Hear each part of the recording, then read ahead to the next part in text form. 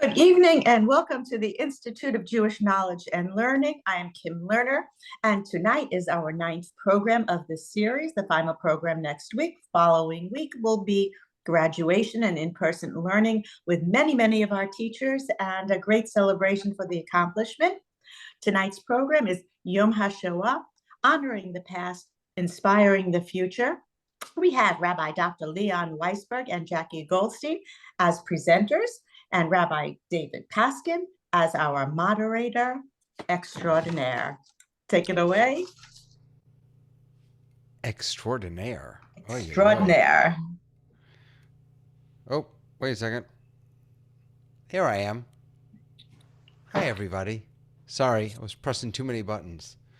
Well, I think we just disproved the whole extraordinaire thing. I think that we really just sort of ruined that, didn't we? Hi, everyone.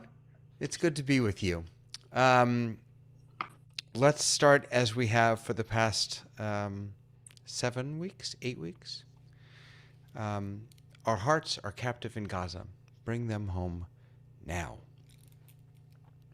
As always, I want to welcome you and thank you for being here and remind you that your questions are more important than mine. And so please take a moment now, if you haven't already, to open up the Q&A. If you look down in the bottom of your Zoom window, you'll see a few different options there. If you click on the Q&A, if you don't see it, click on More, especially if you're on mobile. If you click on More, you'll see Q&A, and you can open it up there. You can ask your questions there. If you aren't able to find it and you want to ask some questions, you can put those in the chat. I'll do my best to keep an eye on the chat and ask those questions also.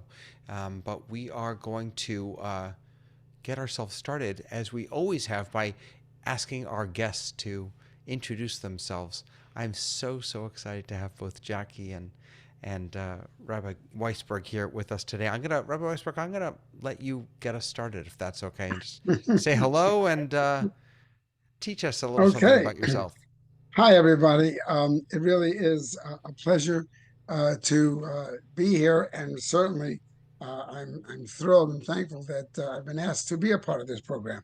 It really is something special to me in terms of the Holocaust, particularly because, as some of you may know, I'm a child of survivors. We call them 2Gs, second generation. And I'm a second generation.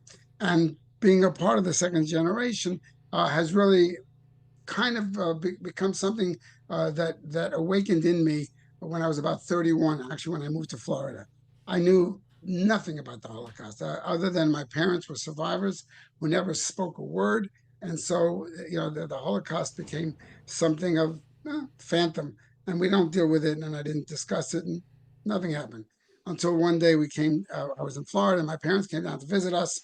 We had relocated to Florida, and in their visit, I mentioned to my mother I was running a school, and we were talking about the Holocaust in one of my classes. I asked if she'd be interested in being one of the survivors to come and speak to the class. And expecting her to say absolutely not, she said yes, and I was amazed. So she came to the class. I introduced her. She has a number on her arm. Everybody was fascinated by the tattoo on her arm from Auschwitz. And I walked to the back of the class, and she began to tell her story. And what has to be understood, I never heard her story. I never knew her story. And then as she's telling the story, I'm in the back of the room, I realized completely, and I was overwhelmed by it, that she was telling me the story using the students as the vehicle to tell me the story. It was an incredible moment. And with that, I became and I asked questions, and I started to probe and really expand my own mind into the Holocaust and what it was all about, and become somewhat of an individual who really was knowledgeable on the Holocaust. I began to teach it later on in college, at Broward College. I taught the Holocaust, and the Holocaust studies became an important part of my teaching career. So that's a little bit. I was a principal of a day school. I've done a lot of interesting things in education, leading the March of the Living to Poland. Of course, that became my thing. I've done that now 36 times. I've been to Poland with groups, students at first, and subsequently, as I retired, I went into more and more adults wanted to go on the march. So I started leading adults to Poland and Israel. So that's also been a little bit of our background in terms of the topic that we're dealing with. So that's kind of what I'm sharing.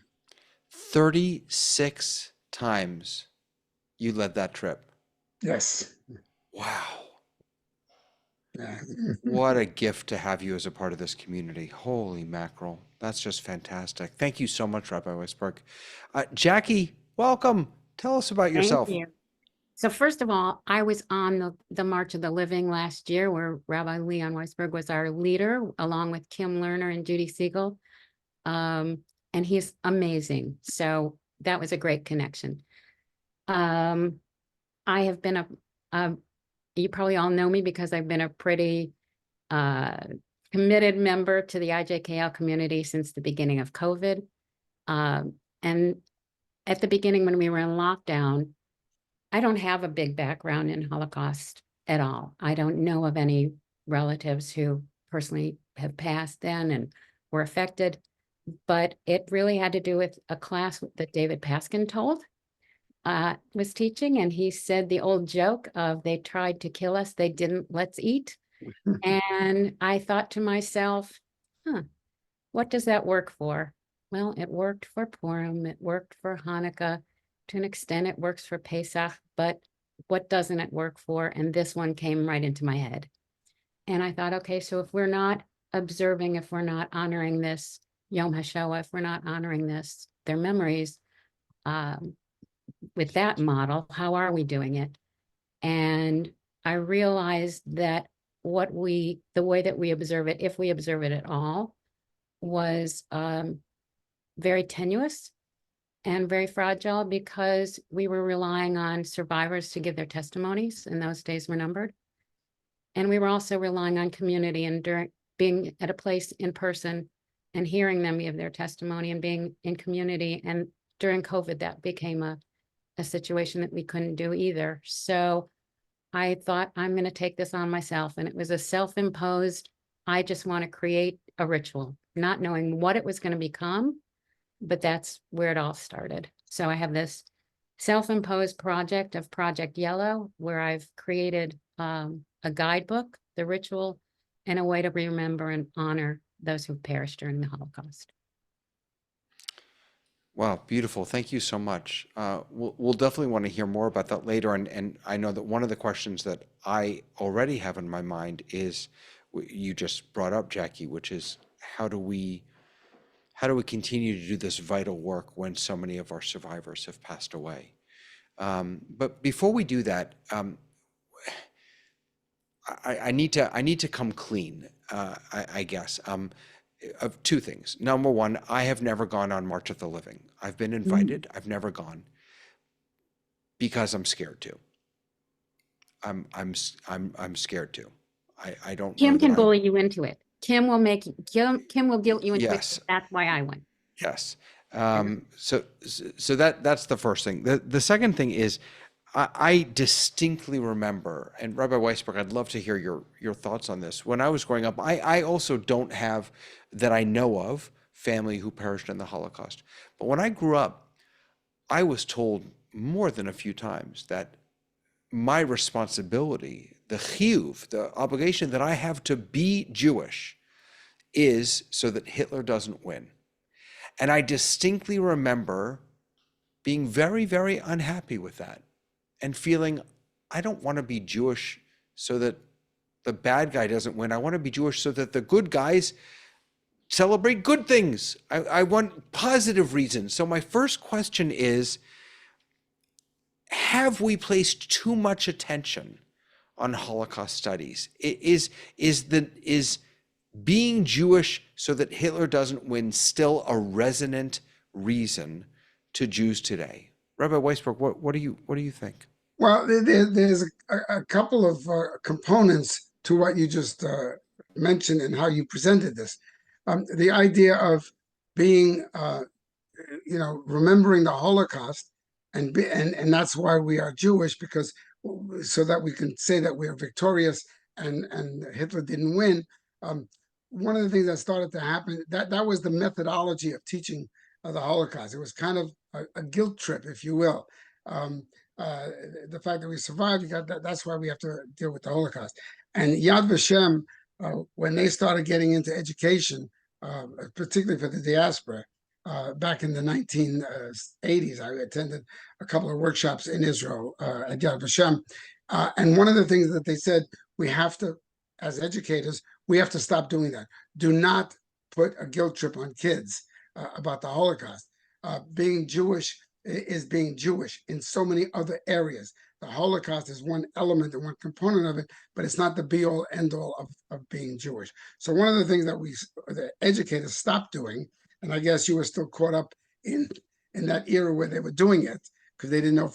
That's because I'm an old man, so this all happened. Yeah. I'll bounce that one on you, you know.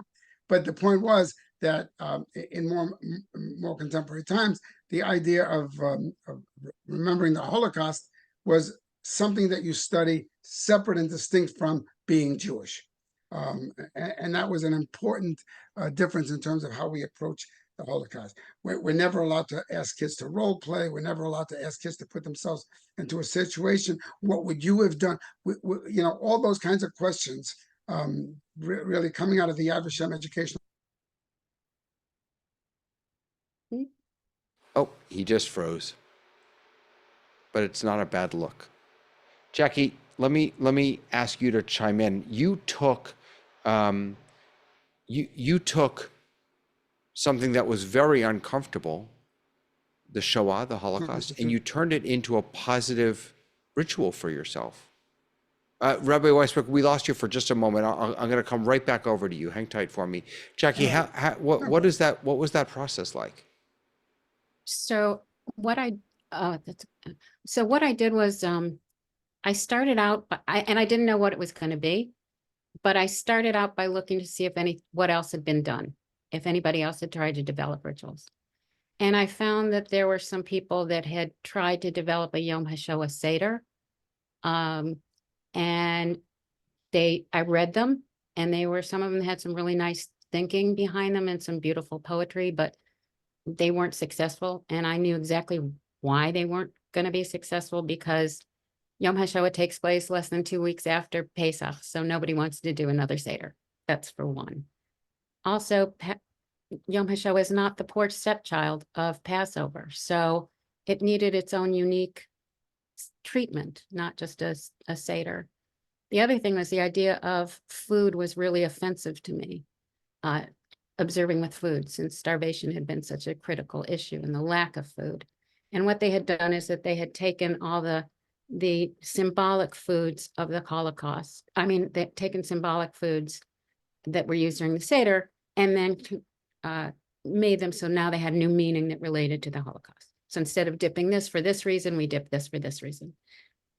And I really hated all that. So I decided that it needed to be something that had its own flair, that had its own mode. And I decided to take the idea of mass destruction and turn it into an event where we create things. So that's my comfort zone. Creativity is my comfort zone. And so that's where I went with it. And Rabbi Leon, you said something really interesting, and that was sometime in education, it used to be that they asked people to, have a limited experience of things, and then they would have a better understanding of it. And part of in the first go round of Project Yellow, I had a section where I did have food, but it wasn't symbolic food. It was the actual meal it was a meal that consisted of what you would have eaten at Auschwitz in an entire day, and how limited that was and how nasty that was. And people who saw it and read it loved it, thought that's brilliant. But Holocaust survivors hated it. And when I talked to the Holocaust survivors about it, they said that what happens is when somebody, unless you can duplicate that experience the way it really was, unless you can cover somebody in lice and make them not be able to bathe and put them under the duress, and their families are separate, and everything else that was involved in the concentration camp Auschwitz experience, unless you can really duplicate that, you're giving them a false sense that they've experienced something that they haven't. So what I was doing is I was creating an Epcot version of the Holocaust by doing it that way. And so what I've done instead is replace that with why we don't observe with food. There's a section about why food isn't a part of this. So it covers the same material, but only in a different way. And I really wanted it to be, it's important to me that we create things. And another a little piece of it is that when you create something, you not only have to learn it, but you have to process it. And then you have to add your own heart and soul into it. And then you can take that thing, whether it's a poem or a drawing or whatever it is, and put it in a legacy box and save that thing that you can then hand down from generation to generation. So you could see what your grandmother made when she was 14. So So one that, of the things in Holocaust education, Jackie, which was going on, was called the luggage, the luggage that went into when people were told, "What do you take?" You know, you're allowed one suitcase, and the suitcase became a lot of Holocaust centers created this suitcase, and the suitcase had different items that different survivors had taken with them. And with that, you know, we would bring the suitcases to different classroom settings and discuss all the items that are in there and why would one take a particular mirror? Why would one take a hairbrush? Why would one take candlesticks? So, you know, we did try to, in the early days of this, try to create this whole imagery. But again, I think your point, Jackie, is very, very important. All of this could never say that, oh, now I know, now I understand the Holocaust, because that was always something that we had to address and say that we can't really touch it other than intellectually come to understand parts of it, but never really emotionally, because that was a separation. One of the things about the March of the Living, of course, is on this kind of an experience where this was back in 1980s, where some three major educators in New York, in Miami, and in Israel decided that they also felt that their teens were not learning the Holocaust. They just weren't learning it. They knew something. They knew 6 million. They knew the word Hitler.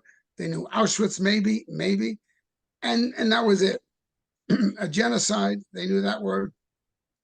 So it was felt that unless they really touch it and go see it and feel it and smell it and breathe it, then they'll come to understand it. So the March of the Living was created back in 1987, 86, 87. The first march was 88, and I've been going on the march ever since the very beginning. But the point was, all of a sudden, you went to the places that you may have read about, that you talked about. All the students were always giving, they had to take a couple of classes beforehand. So this became a new way of trying to grasp the Holocaust. And when they saw some of these camps, the enormity of the camps was totally, blew them away.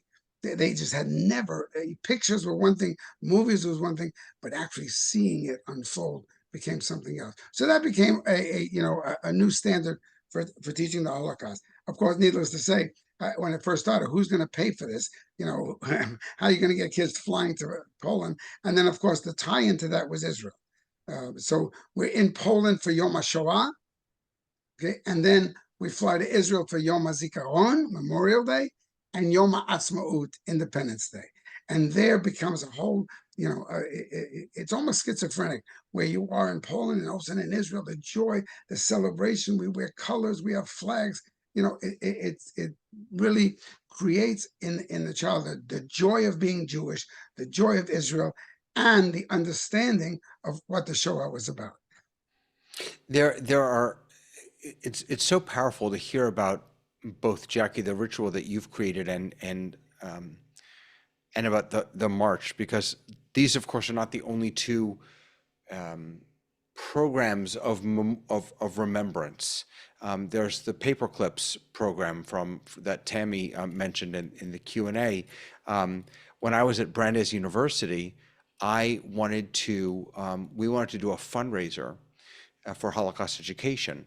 And the idea was we were going to create a map of Eastern Europe on the ground, a huge map, and get plexiglass towers, if you will, filled with pennies, 6 million in all, and have 2 million pennies in Poland, and the appropriate number in each place.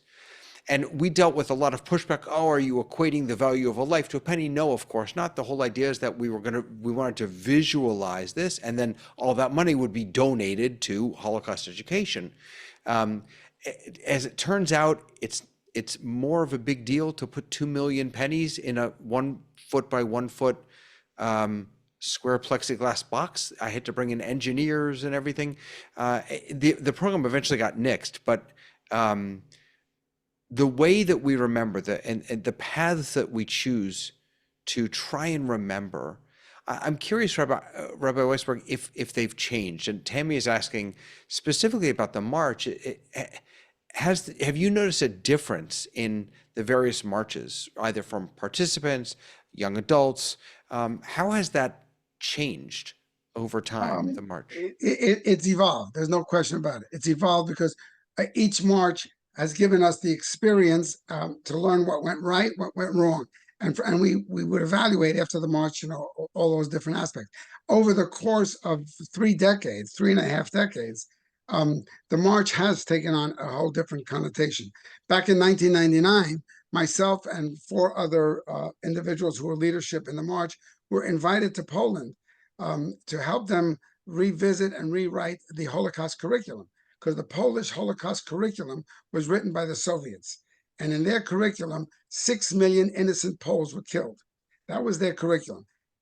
Not a lie, absolutely true. 3 million were Jewish, 3 million were Catholic. Right? But the point is, they just put it all together. Not Jews, but people were killed. And there was a lot of things about the Soviet curriculum which were, less than the full truth. Anyhow, when 10 years after independence in Poland, they wanted to rewrite the Holocaust curriculum and put a new one. So we were invited to come there. And in 1999, we started, seeing, we commented about some of the signs in Auschwitz that said about all the signs, that notes in Auschwitz, who the people were that were killed. It would say like 450,000 Hungarians died here, 220,000 Czechs died here. 1.2 there would be 700,000 Poles died, and nowhere did it say the word Jews. It had the description of the nationality. So we commented to them about that, and we said that has to change. The word Jew has to appear. The fact that they were Hungarian and Czech and Polish and Romanian, Jewish, that's, which they agreed. They said, you were right, that sign has to change. But they also commented on us. They read our curriculum for the March of the Living, okay? And they were very specific. They went to page 27 in your curriculum, and they said, you need to take this out. Well, we talked about the Polish concentration camps. They said they were not Polish concentration camps. They were concentration camps in Poland. And, and then all of a sudden we started realizing what we were teaching and how we were teaching. And we realized that we have to get away from the Polish aspect of it and go back to the Nazi aspect of it. And that was a major shift in 2000, 2001, where we started to revisit our curriculum. And then subsequently, we did much more of that. And we looked at, what are we saying? We got to get away from saying there are bad people. We got to say specifically who are the bad guys, not generally. And that also came into our, a scope of changing the curriculum in the March of Living. That's a fascinating insight that they were able to give you. That's really wonderful. Can we talk for a moment about the state of Holocaust education in high schools and universities? And yes, we are going to be talking about how does the current state of anti-Semitism impact the way we think about Holocaust education? How does October 7th impact the way we think about Holocaust? We'll get to all of that. But before we do, since you were just talking about how the curriculum specifically for the march has changed, let's broaden it just a little bit.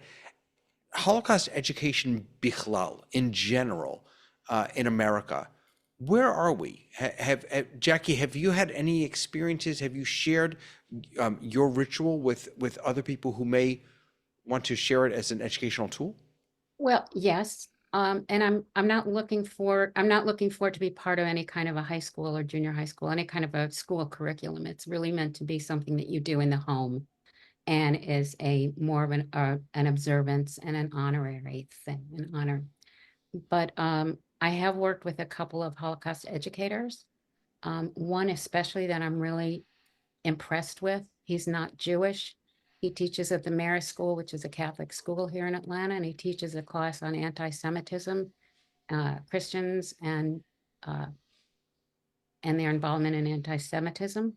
And then he teaches a class in the Holocaust, and then he takes all of his students in that class to Poland and Germany and takes them for on-site visits.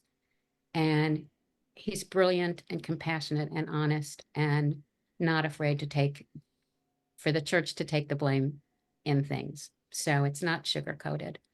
But I have also, I'm a big fan of Dara Horns, who wrote People Love Dead Jews. And I recently heard an interview that she did about the Holocaust, and there were some things that really stuck with me. And one of them is the overarching theme that this was kind of a bad human against human issue. And, you know, these were people who were just like us, and this happened to people just like us. And the thing is, it didn't happen to people just like us. It happened to Jews, and it happened to Jews because they were Jews. And she talked about an experience going to a Holocaust museum, and they had a room set up that was supposed to look like this teenager's bedroom of a child who had been killed in the Holocaust, and there was nothing Jewish to it. He was on the soccer team, he was on the something team, he was a student, his book was open, but there was nothing, no traces that he was Jewish. And so she really reinforced to me that we have to own our own stories, and we have to be the ones to tell our own stories. And the other thing, this is maybe taking on an offshoot by that, just the point of telling our own stories, was how our history gets appropriated to gets attached to other things. Mm-hmm. So suddenly the Holocaust is equated with with having to wear a mask, you know, during COVID or something like that, or that.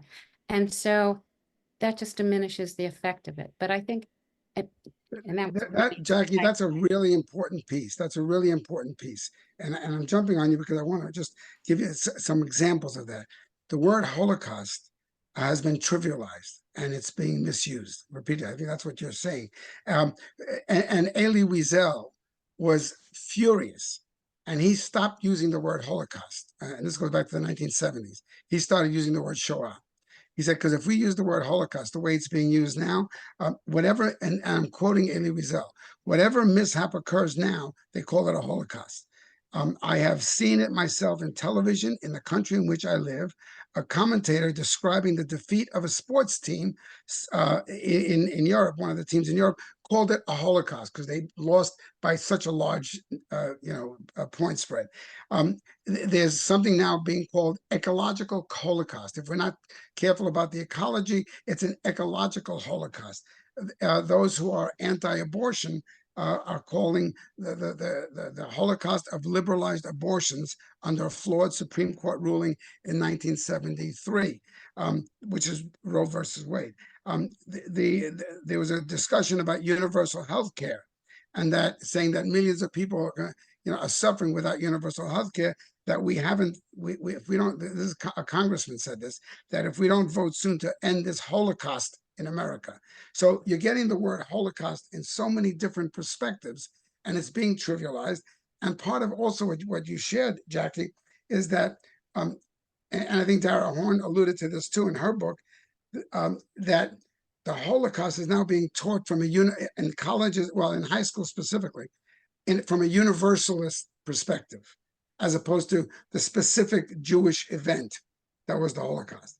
And everything is now being looked at universal. So it just becomes one of many genocides. It just exactly right. One of many star for this, it's like one of many genocides, and it loses its meaning. And when I was creating Project Yeller, people were saying, well, are you going to have a section about gays and homosexuals in Europe? Are you going to have a section about gypsies? And I went, No, I'm telling the Jewish story. I'm telling the Jewish story. I'm going to let gays and lesbians tell their story. I just want to tell this Jewish story. To me, that's important. And it is, and that's exactly right. And we're talking about a high school, David. One of the things that we did at our Holocaust Learning Center, which is really novel, it's really novel. What we did is we took 12 second generations, because the point also is our survivors are, we're losing our survivors.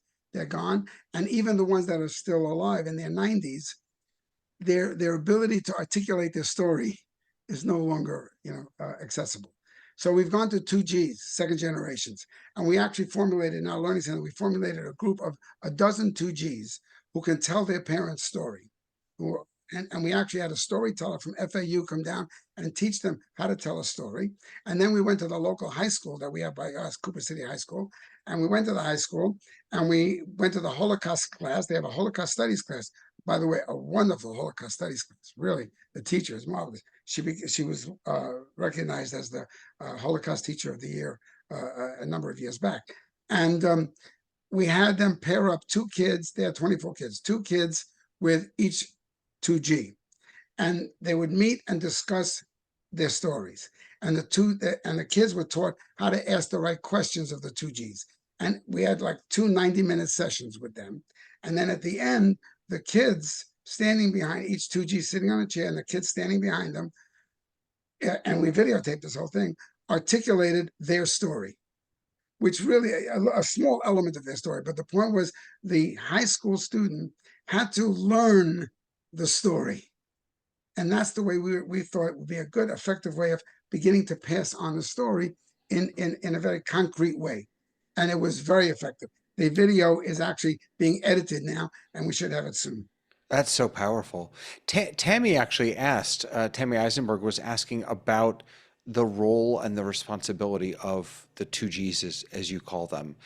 Do you have a sense of how children of survivors feel about the responsibility that they carry to be to tell the story? David, it's just like the general population. There are 2Gs that really don't want to do that. They don't want to tell the story. They don't want to talk about it. We have sessions with 2Gs. We try to get, but we also don't reach every 2G. There are 2Gs who really feel it's important to tell the story of their parents. So it all has to do with the 2Gs. Obviously, I'm a 2G. My wife is a 2G. We're very committed to Holocaust education. Therefore, we will tell the story. But there are 2Gs that really, they don't want to do it. They don't want, and it's just like the general population of survivors. It's almost the same story. As I told you, I didn't know my mother or my father's story until I was 31 years old. That's when they finally told me the story. Now I was old enough to understand, perhaps. I didn't grow up with the story. I grew up knowing about the Auschwitz. Her number, 87085. I knew her number, which is, by the way, 4 numbers away from Elie Wiesel, and I knew that, and I knew basic element that she went with her family and her family was killed, and that's the end of it. But so many 2Gs don't want to discuss it. But we are looking more and more now to cultivate those 2Gs that do want to discuss it, because they're the ones that have to begin to tell the story in person, one-on-one with students. And that's an important piece. Very, very important. Is there, how early is the right age to start teaching this? And by the way, I'm keeping an eye on the clock because I want us to get to the future of Holocaust education, which is what this is about. But it's so important to ground ourselves in where are we today. So at what age do we start teaching this? So the state of Florida mandates Holocaust education K-12. Okay, it mandates Holocaust K-12. And I was going back about 30 years, I was part of the committee, if you will. There were groups of us from around the state who helped write the curriculum K-12. Okay, it's an old curriculum now. It hasn't really been updated. But the K part, K1 and 2 and 3, it had to do with the differences between good and bad. It wasn't getting into the Holocaust, but it was part of the curriculum. There's a book that starts usually in the second grade, first or second grade, The Number on My Grandfather's Arm. Okay, and it talks about the numbers and what these numbers meant. There's books. There are so many library books now which have not yet been banned in Florida. So I just want to share that with you. But they're books written for kindergarten, first, second, third graders, fourth graders that really talk about it. By the fifth grade, we begin to actually earnestly tell the story. That's when Anne Frank, in some classes, Anne Frank is read in the fifth grade. It depends on the school and the teacher. It can be read in the fifth, sixth, or seventh grade. So that's where. And again, how is it read? Not necessarily the entire diary. It's elements of the diary that kind of talks about her life and what happened to her and how she lived. So you have that being introduced. In other words, the topic can be introduced all over. The question becomes, how do we make sure that high school kids, which is the guts of learning, they get to touch it? It's mandated in the state of Florida. I was on the SACS accreditation committee for a number of years, many years back, obviously. And we would go around to schools for accreditation. And one of the questions that I would ask some of the schools is, where's your Holocaust curriculum? Do you introduce it? Okay. And the assistant principal who was assigned to us would go up on the shelf and take it off and, one second, please, and dust it off. Okay. Literally said, we have it, but I don't think we use it. Okay. So which of all the schools in the districts in the state of Florida, 17 states in the country mandate Holocaust education. The others, it's optional to the school districts. Fascinating. I'm imagining introducing Holocaust education, even the very tame pieces that you mentioned to my kindergartners here, and we're a Jewish. The parents would, I think, have an uproar if the word Holocaust was even mentioned. I would never use the word Holocaust. Sure. But I would use the word Shoah. Interesting. I would use the word Shoah, not Holocaust. Yeah. All right, so let's go into the future now. Let's talk about where we are. And so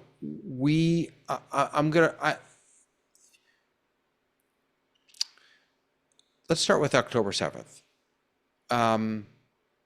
Very quickly after October 7th, the line was the worst attack on Jews since the Holocaust. I guess I'm curious about your thoughts about the relationship between these two events, the impact that October 7th has perhaps had on the way we think about the Holocaust, the way we teach the Holocaust, and also the way that we mark and remember and observe remembrance of the Holocaust. Jackie, let you jump in first. Yeah, so after October 7th, for about 3 weeks, whenever in a total state of shock, I really didn't know. I put it aside, and I really didn't look at it and touch it. And I thought, I don't know how I'm going to deal with this, but this isn't the time to be working on this. This is the time for something else.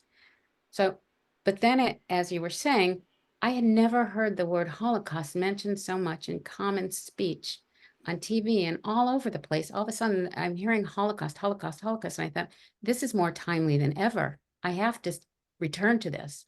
This is really important right now. And I think for me, what happened was probably partially the same experience for a lot of people, that we've always wondered, what would we have done if we were alive in Europe in the 30s? And what would we have done, or what? And I don't think that's the right question. I think what could we have done is probably a better question, but what could we have done? And how can I position myself so that I maybe have a plan B, so I'm more resilient, so I fight more and oppose things now, so I step up and I take a stand now, so I wear this now, so I, and I think some people are still struggling with that issue of, should I be a little bit hide things, or should I come out and be even more of a Jewish statement than ever? But I think we all kind of look around and think of things different. Who could I rely on for help? you're kind of reassessing your whole life because it feels too familiar. It feels too familiar to all that history. And, you know, we thought we were in such a safe place. We thought Israel was in such a safe place. I think we got a little lackadaisical about it, and just took it for granted. And I think it continually shocks everybody about not that there is Jew hatred. I think that there is Jew hatred for centuries and centuries and centuries. So it shouldn't be a surprise, but it certainly is a shock at the level that it's. Debbie Lipstadt says we should stop using the word anti-Semitism and we should say Jew hatred. Jew hatred. You just brought up. Debbie Lipstadt says, stop saying anti-Semitism. That's too, it's just too common and everyone it's called Jew hatred. When you say Jew hatred, all of a sudden you get a different reaction than anti-Semitism. But as far as October 7th goes, there's no question that this was the worst catastrophe that Jews encountered since the Holocaust. 1,200 people massacred and butchered, not just killed in a war. We're not talking about like the Yom Kippur War. We're not talking about a war. We're talking about massacred, and the brutality that we've read about is just, and what Kim and I saw and heard in Israel, particularly at this festival, was unspeakable. It's really unspeakable. But the point is this, and let me make an observation. I called my cousins when I was in Israel, obviously, to talk to them, who's fighting, and needless to say, I'm a grandparent, and my cousin, my very dear cousin, Harold, who lives in Israel, he's my age, and he said to me that his grandson is in Gaza. It blew me away. I really felt it. I know his grandson, and his grandson's in Gaza because he's the right age. That's what it is. And my cousin Harold made an observation. As a soldier, I'm sorry. Fighting. Yes. I'm sorry. Thank you for clarifying, David. And he made an observation because he's a child of survivors also. All of our parents, we grew up in the same neighborhood. Our parents are all survivors. He said, our grandchildren are fighting to protect us because our grandparents were killed and there was no one there to protect them. So here you have this incredible connection. And he made this connection for me so visible that our grandchildren are now, this is the connection of October 7th and the Holocaust. I never knew my grandparents. They were all killed in the Holocaust. I'm named for my grandfather as a memory, but I never knew him or my grandmother or except for two of my father's siblings and mother's siblings, all gone. So when he said that our grandchildren, 5 generations, our grandchildren are fighting to protect us because no one protected our grandparents. That's the connection for me with October 7th and the Holocaust. Very important, very important. I'm sorry. Oh, but no, I please think go ahead. One of the big themes, one of the really big lessons for me in my work that I've known in the Holocaust is that word connections, because it's a way to connect. I think you start to see the connections of the generations and you start to not see all the divisions. At least I don't, but I see how everything is so interconnected, how opposites are so interconnected and can exist at the same time, the duality of every situation. There was survival and destruction, and there was unity and separation, and there was Jewish values and the antithesis of Jewish values. It's like opposites all happening at the same time, but they're all so connected. I think a huge lesson of this whole thing for me has just been the oneness and the connectivity. And that's an important project. I definitely hear what you're saying also about the connectivity.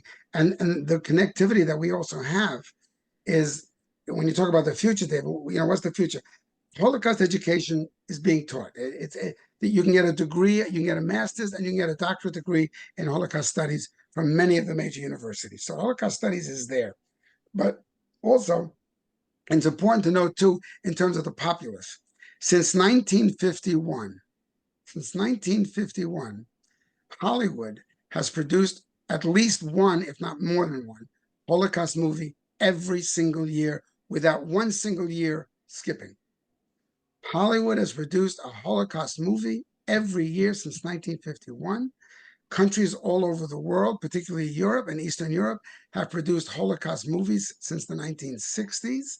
Holocaust movies really are everywhere. They're ubiquitous when you start looking for a Holocaust film. And for those of us who are educated, I want to find a good movie and you go look up Holocaust movies. My God, there's thousands of them, thousands of them. And this is part of our archive of the future in terms of Holocaust education. The movie is a major mode of education. And I'm not talking about documentaries that show the killing. There's storylines. All these Holocaust movies, everything is beautiful. The story of Auschwitz, and he won an Academy Award for Best Actor. I mean, some of these movies have won Academy Awards. We're not talking about movies like Night and Fog, which was really very, very graphic. We're not talking about that, but we're talking about the Holocaust story is being created out of Hollywood, out of other studios all over the world annually. There's always a Holocaust movie. And for those of you who are listening, if you Google Holocaust movies out of Hollywood, you'll get a list, and you'll see the list starting from 51 and the names. Some of the movies you may recognize, you may have seen them, but you'll see how many movies. Many of the movies didn't make it, but they're there. Hollywood always produces a Holocaust movie, and that's an important thing to know about the future.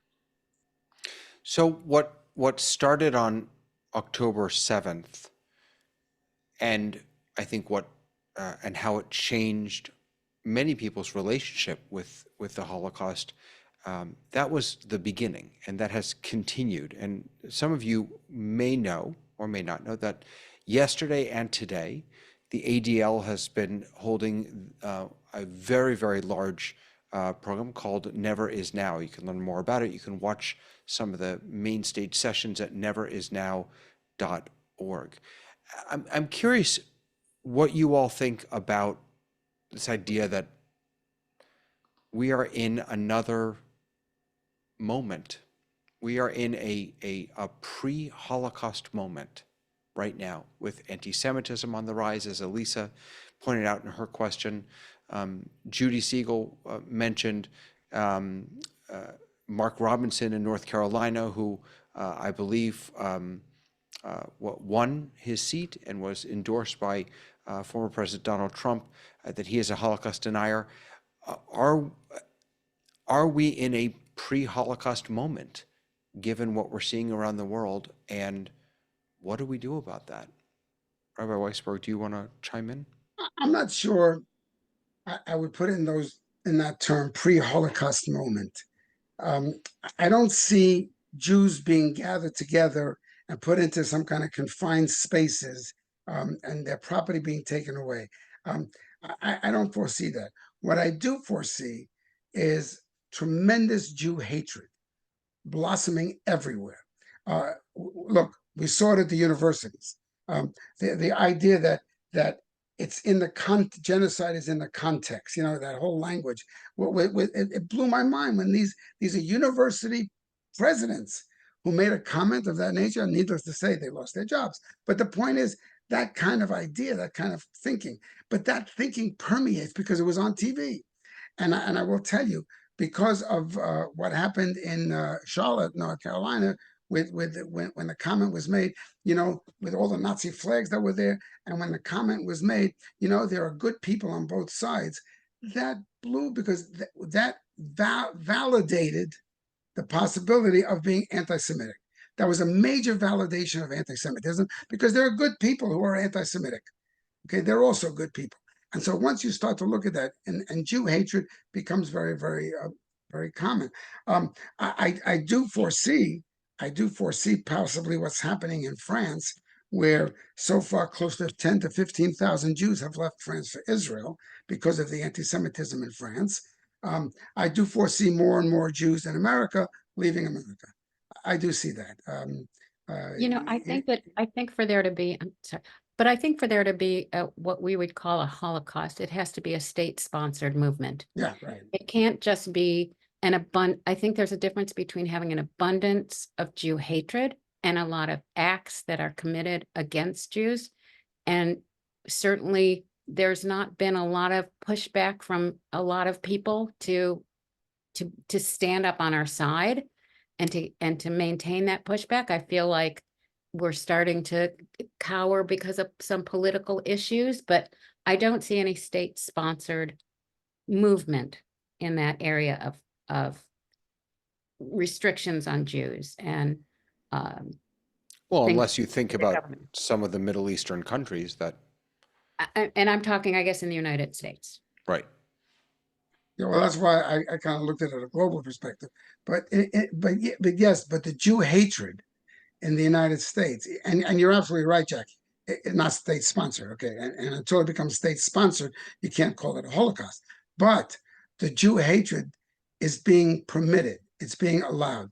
I mean, in Germany, if anybody, any organization, any individual does any kind of an anti-Semitic remark, it's against the law. They're imprisoned, or they're fined, or something happens to them. There are many countries in the world that don't allow hate speech. I mean, yes, we identify it hate speech, but the question is, what becomes the penalty for that? And for the most part, when government doesn't stop it, that's also part of the government.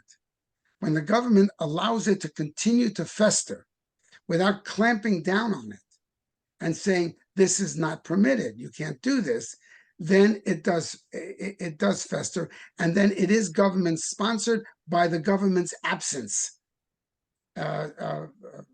What's his name? Bernstein says that also. The absence of presence is the whole concept of absence of presence. If the government doesn't do anything, that's government sponsored. That's government sanctioning. So that's where we have to be very, very careful. And again, it's something that and many Jews are complicit with. Maybe we shouldn't. My father-in-law, again, a survivor. My father-in-law was a survivor. When I remember when he said when Abe Beam ran for New York mayor. David, you're way too young. You have no idea what that is. But Abe Beam ran for mayor of New York, Jew, and not recognized Jew. My father-in-law said the worst thing that can happen to the Jews is he gets elected, because anything he does wrong, and that is the way the world sees things. If he does something wrong, it's a Jewish thing. And anytime Madoff, okay, how many people attack the Jews because of Madoff? Okay? Sure, it's typical. Look, that's what Jews do. Don't you understand? That's what Jews do. They cheat you in business. They take your money. Look at Madoff. He's the best example of what Jews do. That's what starts to, it gets formulated by the fact that Jews are always, we always have a different standard. We always have to rise to a different standard. And that's what Israel's issue is. That's Israel's issue too. There's a different standard for Israel. I mean, the UN finally decided, I think it was a few days ago, that there may be some validity to the rape and all the stories that the Israel said about the Nova Festival. There may be some validity. The UN finally said that after 4 months of documents. Okay, so you were very quick to calm me down and tell me, no, this isn't really a pre-Holocaust moment, but here we are with the United Nations not just denying what has happened, but UNRWA being completely complicit in the attack. Right. Involved. We have Involved. right. Not complicit, involved. Oh, Jackie, complicit, completely complicit. They knew everything that was going on. They knew who the Hamas guys were. No, she's saying not just complicit. She's saying involved. Don't stop it Involved. at implicit. Right. They were involved. Right. They And were so Henry, so and we have growing numbers. I don't know what the real number is, because we just saw that 80-something% of Americans tend to back. I'm not sure what the numbers are, but it seems to me from my perch that there's a growing number of Americans that are becoming, as time goes on with this war, are becoming more worried about Israel's response, raising more concerns, which feeds, Rabbi Weissberg, what you just said, which every concern, it's not just a concern, it feeds this narrative that we are in control, we're too powerful. So Henry is asking, World War II, Japanese Americans were herded into internment camps. Why couldn't something similar happen here with American Jews? If there was a reason and they were afraid of American Jews doing something, yes, it happened in 1940s. And it could happen here. And these Japanese were American citizens. They were American citizens. Okay, so that, yeah, absolutely. The habeas corpus was suspended. I mean, the government can do anything the government wants to do when it wants to do it. Habeas corpus was suspended in the Civil War for all the Southerners that lived in Baltimore. They were all arrested, 3,000 of them. Habeas corpus can be suspended anytime when the government chooses that it's in the best interest of the country to suspend habeas corpus and arrest people and confine them for as long as you need to confine them. I just want to mention the story that was taught actually tonight at my synagogue, Ramat Sholom, in the 30s. A lot of Jews, the elite, scientists and writers, artists, escaped to England thinking they would be safe. Well, after Pearl Harbor, the Brits decided that, well, maybe there are going to be a fifth column. And they took the men only without telling the families and put them on the ship, shipped them for 58 days to Australia, and put them in internment camps. After a year and a half in the camp in Australia, whether it was the Brits or the Australians realized this isn't sensible, this is a mistake. They were allowed to either return to England if they were old, and apparently 1,000 of them went to fight for Australia. And by putting on an Australian uniform, it gave them a citizenship. So I think there was one little piece of your description that you left out because it's an important piece. Okay, because the reason they were thought that there could be a fifth column was not because they were Jews. It's because they were Germans. It's not because they were Jews. And I know that story, and I've read that story. The British were terrified of all of these German scientists, German, artists, etc., coming to England, that they could be a fifth column because they were Germans, not because they were Jews. So that's an important difference. It's a very important difference. And if that wasn't highlighted, it should have been. So we're reaching the top of the hour, and I just want to put one more question out to both of you. And Jackie, I'm going to start with you. First of all, I'm so grateful to both of you for your time tonight.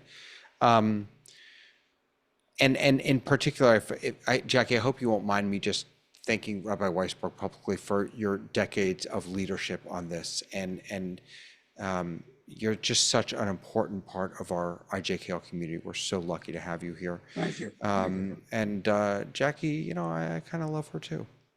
I kind of do, Jackie. So new to the party, so thank you for letting me know. So here's I'm really glad that Jackie was with me on a March trip. I've come to learn so much about her.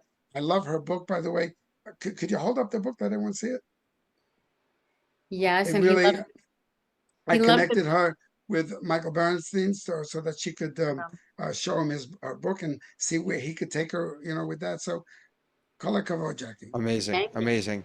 So here's the question, the last question. This is from Elisa. She says, with the lessons of the Holocaust, what are we doing now, individually and as a community? Now, she doesn't finish the question, so I'm going to finish it on her behalf. And I'm going to add another word, and the word is should. Knowing what we know from history and from very recent history, what should we learn from the Shoah to help us move forward as Jews living in this world today? What are some of those lessons? Jackie, I'm gonna pick on you first, if that's okay. Okay, fine. So I'm gonna kind of think about Viktor Frankl and the lessons I learned from Viktor Frankl, and that would be hope. And that would be resolve. And, I think that being alert and being vigilant and not letting things slide by when you hear something, to stay vigilant in that way. Call people out. When you see things happening, call it out. And, I think it quite frankly, as a little plug, one of the reasons why I'm developing this thing is because people who are much more involved and have much more experience in this field have been trying to figure out how do we remember the Holocaust long after the survivors are gone. And so that's not just education, that's ritual, that's observance, that's honoring. And that's the piece that I wanted, and family. So it's something you do with your family. And that's the piece that I really wanted to connect with and create. Rabbi Weissberg. First of all, I agree with everything that Jackie said. We need to be less passive and more active. Okay, that goes without saying. The passivity of the 1930s cannot be repeated again. Needless to say, we also have Israel today, which we didn't have in the 1930s. But the other piece also, when you say tikva, hope, which is tikva, Jackie, that also reminds me of something very important. We will be remembering the Holocaust for generations to come, just like we remember the Passover story that is 3,000 years old. We remember the Purim story that is 2,500 years old. We remember Hanukkah, which is 2,100 years old. We've been able as a society and as a culture to make sure that we remember all these events that happened in the history, in Jewish history. And I believe the Holocaust, we're still in the young, these others that I mentioned are 2,500 years, 3,000. We're still in the 80 years since the Holocaust. We're still very nascent in this piece of history. Nevertheless, I really do believe, I think with things like Jackie's book, and by the way, I have a Holocaust Haggadah also, and there are other kinds of remembrances. We have 3 times a year we commemorate the Holocaust. Kristallnacht in November, the liberation of Auschwitz in January, and Yom HaShoah in April or May on the 27th of Sivan. So 3 times a year we address the Holocaust in the Jewish culture and the Jewish world. That's not going to go away. That's not going to go away. What a gift to have both of you here. So grateful to you. And grateful to Kim for helping put this entire program together. Kim, it's good to see you over there. Absolutely. Yeah. Good. Am I unmuted? You are. We can hear you loud and clear. Thank you for doing that for me. And I'm so proud of the Jewish community for showing up, that we now more than ever need to know who we are, where we've been, and where we're going.